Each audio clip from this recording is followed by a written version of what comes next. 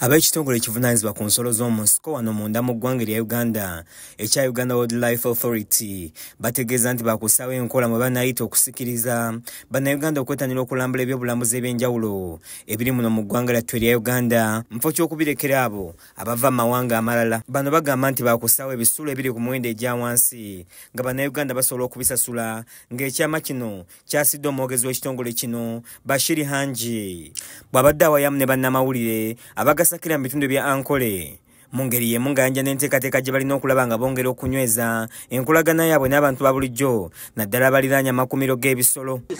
Sente zituuka ne zibeera nnyingi bwe kijja mu kusula amu n'okulya ng'osanga omuntu bw'ajja mu paaka kitegeeza nti ayinza ssulayo naye nga kyalibadde kirungi omuntu bagala nti mankedde ngenda muleka imbulu ngenda siibayo nsuleyo nveeyo nga bukedde naye nga rooms zetulina nga Uganda Wildlife Authority ntono nnyo zasanga tuna rooms nga 10 oba 15 oba tezimala.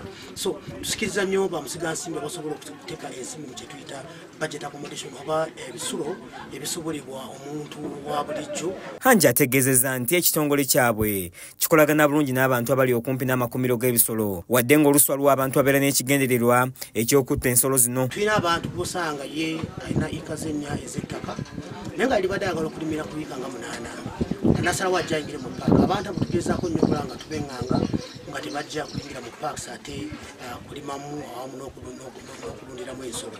Hanji alambuza bannamawulire ensolo ez'enjawulo mulina entugga ezisinga obuwanvu mu nsi yonna ng'ategeezezza nti mu kkuumiro lya Mbulo basinga kukumira mu nsolo eziri omuddo mpozi n'engo nga z'empologoma n'enjovu teziriimu. Agamba nti bagala okuzimba ebisulo ebiri mu 15,000 babe nga basuza abalamuzi abasuuka 50,000 ate nga bakongera n'okukwatagana ne bannamawulire n'okuddiza ku bantu abali okumpi n'amakumiro g'ebisolo ku nsimbi ze bakuŋŋanya okuva mu byobulambuzi. Abantu okujja mu paaka zino tusikiriza n'abantu bamusigansimbi tuyita investors basobola okujja ne bateekamu ssente wano ne bazimba amahoteri amalungi naye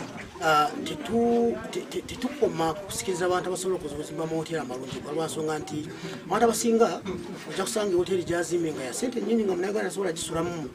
Ojja kusanga omuntu agamba nti okusula mu hoteri ye ekiro kimu $3 kati ate ffe twagala nnyo okusikiriza wamu ne banno abasobola okuzimba hoteri nga munayuganda $15,000 asobola okugenda n'akola ki naye bakakituyita budget accommodation. Hanji era alaze ebibiina bye bazimbira abayizi ku ssomero lya Rwabarata Primary School abaali basomera wansi w'emiti ng'omukulu w'essomero lino wannyonnyola nga bo abayizi bategeezezza nti bannaabwe bangi ebyokusoma baali babivaako olw'engendo empanvu ze baali batindigga. We started under the trees. After that, we got temporary buildings, which were blew by wind. After that time, we went to church.